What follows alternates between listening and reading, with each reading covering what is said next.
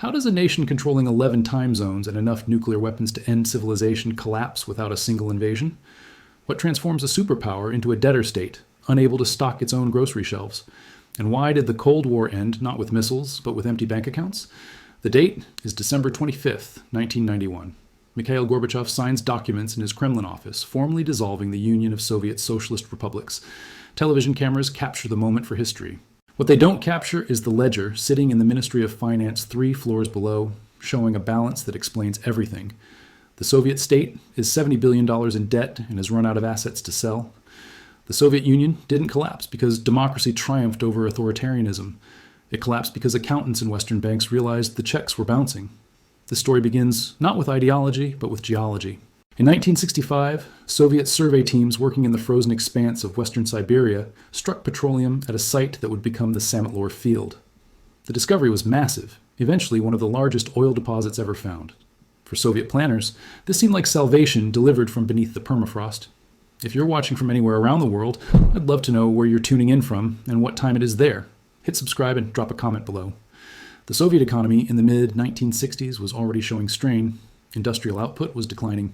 Consumer goods were scarce. Nikita Khrushchev had been removed from power partly because his agricultural reforms had failed. The command economy, where every factory quota and price was set by central planners, was proving unable to match the dynamism of market systems in the West. Then came Samotlor. Throughout the late 1960s and early 1970s, Soviet oil production surged. At the same time, global oil prices began climbing.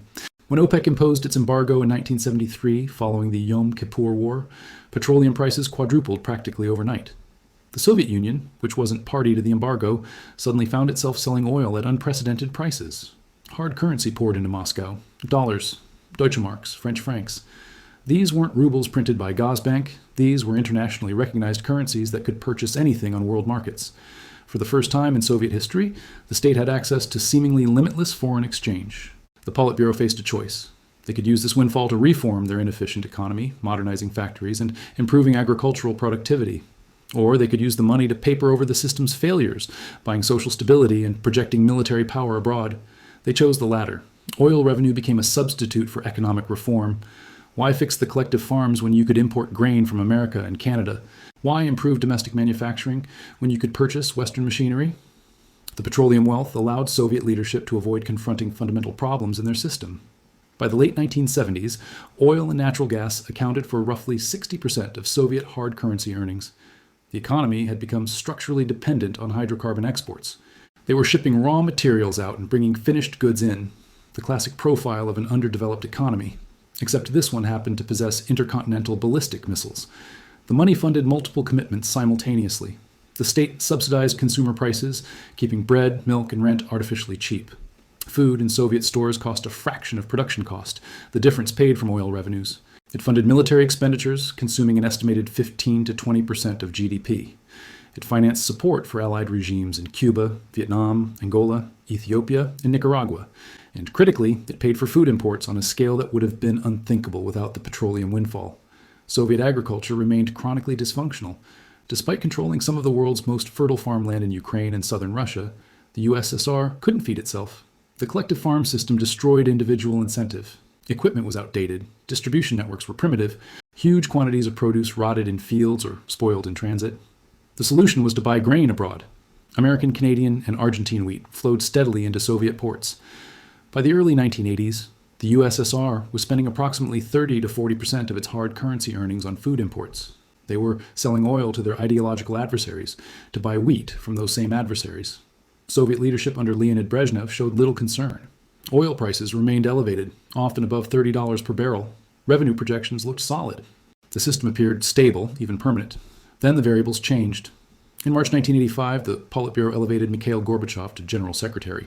He was 54 years old, young by Soviet standards, and keenly aware that economic stagnation threatened the USSR's superpower status.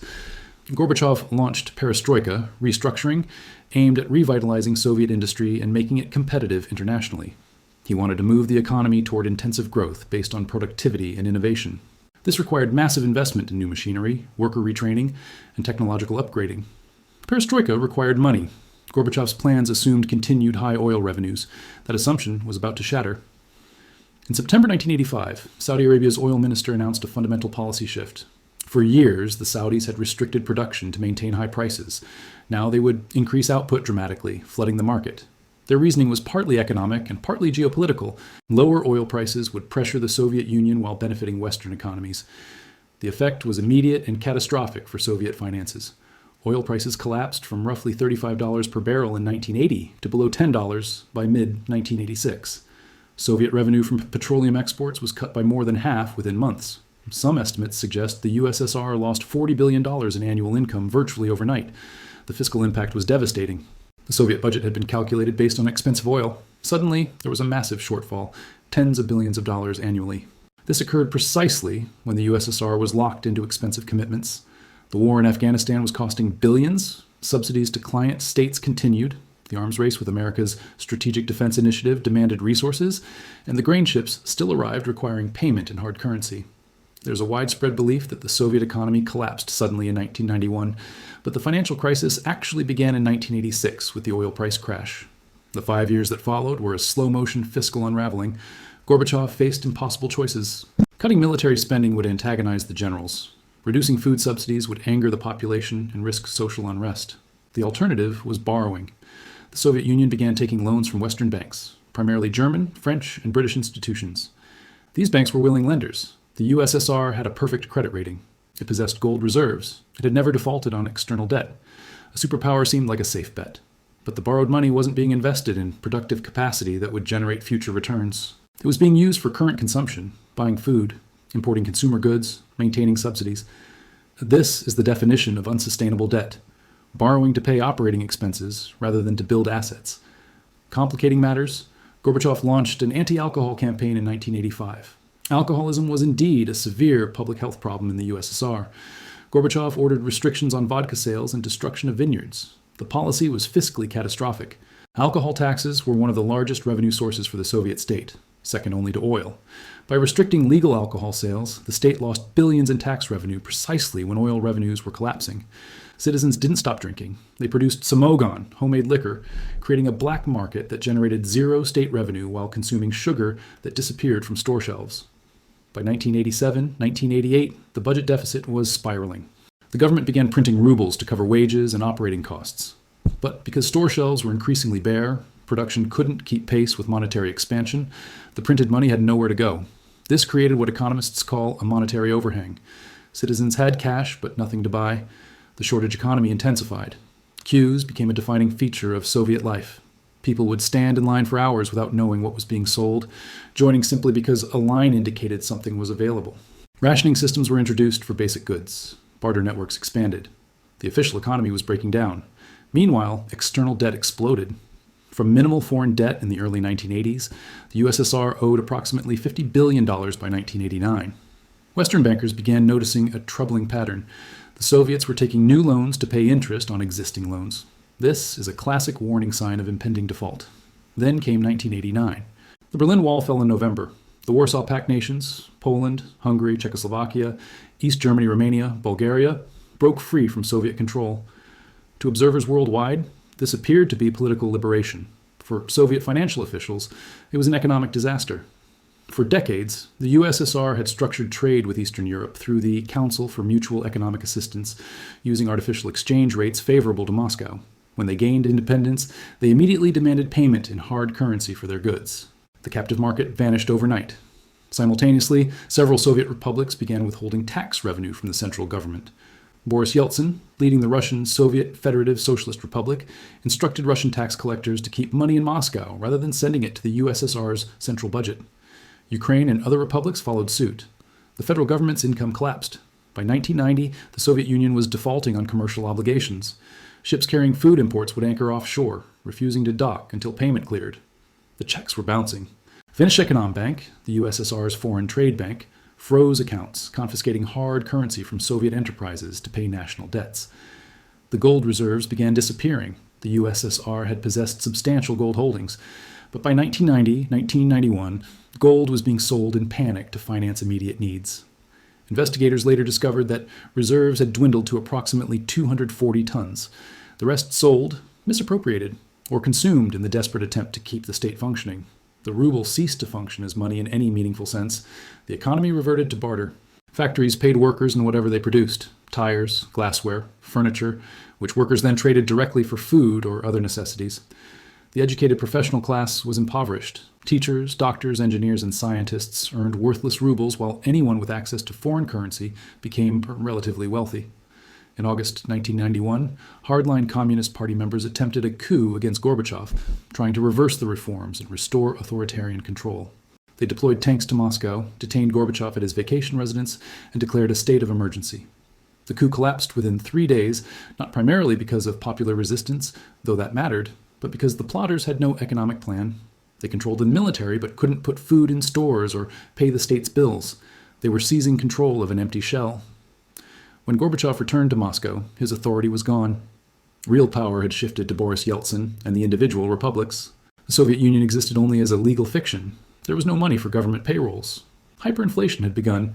The printing presses ran continuously, producing banknotes that lost value before they circulated. Western governments and banks faced a crisis. The USSR owed $70 billion, but the state was disintegrating. Who would be responsible for the debt if the country fractured into 15 independent nations? The G7 demanded that successor states accept joint and several liability, meaning any successor could be held responsible for the entire debt. On December 25, 1991, Mikhail Gorbachev resigned as president of the USSR. The Soviet Union officially ceased to exist the following day. The Russian Federation, led by Yeltsin, claimed the USSR's seat on the UN Security Council, its nuclear weapons, and its foreign assets. In exchange, Russia assumed 100% of Soviet external debt, the zero option. This debt burden strangled the new Russian state throughout the 1990s. The economic shock therapy that followed, sudden price liberalization, privatization, subsidy elimination, occurred in a context of fiscal desperation. There was no money to cushion the transition. Prices increased by thousands of percent. Life savings were wiped out. Poverty exploded. In 1998, Russia defaulted again, triggering a global financial crisis. It took until 2017 for Russia to pay off the final Soviet-era debt, an obligation to Bosnia and Herzegovina. 26 years to close the accounts of a vanished empire. The Soviet collapse demonstrates that military power without economic sustainability is an illusion. The USSR possessed 40,000 nuclear warheads, but those weapons couldn't grow wheat or generate hard currency. The sophisticated command economy could produce ballistic missiles and space stations, but couldn't stock grocery stores or manufacture competitive consumer goods. The fundamental error was mistaking resource extraction for economic strength. Oil wealth created the illusion of prosperity while masking structural failures. When oil prices fell, the illusion vanished, revealing an economy unable to feed its own population without imports it couldn't afford. The Soviet leadership made a calculated bet that oil prices would remain high indefinitely. They were wrong. They built a superpower on a foundation that could be destroyed by decisions made in Riyadh and trading floors in London. They created a system where survival depended on a single variable they couldn't control.